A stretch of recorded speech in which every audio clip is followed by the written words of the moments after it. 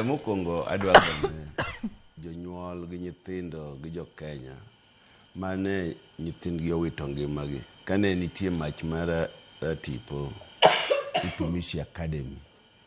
Gima ne lich ahinya ni ma skundi nyiri. Chon ing'eni nyiri ne ok dhi kata strike. We wach mar wang'o skul, mano bende ne onge pachgi. To koro seche matinde ni nyalo yudo ni kata skunde nyiri bende gima kama timore. Omiyo king'iyo kaka ne skund no wang', wasetemo kwang luwo ni to ang'o mane otimore. Nitie CCTV mosegol gi jok matimo nonro kaka gigo notimore. To nyaka sani nenore ni nitie nyithindo mano omoko majno. Omiyo gima kamano an conflicted. Ing'eni kane pok abedo jaod bura. Ne an jatende skul, abedo jatelo skunde mopogore opogore. Kendo mana boarding schools.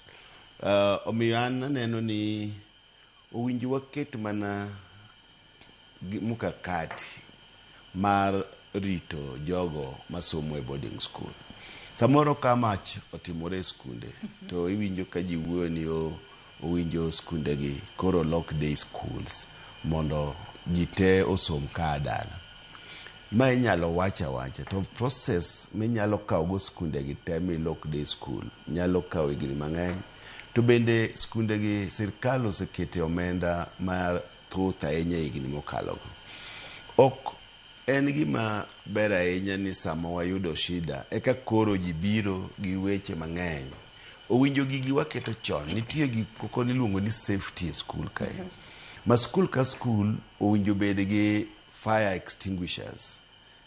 Ma gik minego go mach. Dom ka dom nyaka bed gi fire extinguisher. To ok achiel. Owinjo gibed gi fire extinguisher.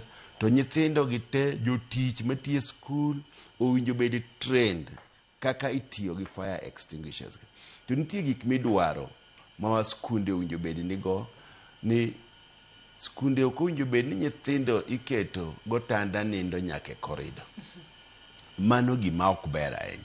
Ani diere na ok ne watim kamano. To anyalo wacho ni iwacho kanyo makare nikech magi gin gigo ma iwacho ni ma ok en masira mokwongo mar mach ma koro timore skunde mopogore opogore ma pacho kae. Magi gin gik ma waseneno ka timore kata e kinde mokalo chien. To nitiere wanyalo wacho ni dwaro manoket ne skunde ma migawo mar somo winjo bed ni nono kendo yango ni skul ka skul nitiere kod mikakati makamagi. Iwache yo makare bedo kod fire extinguisher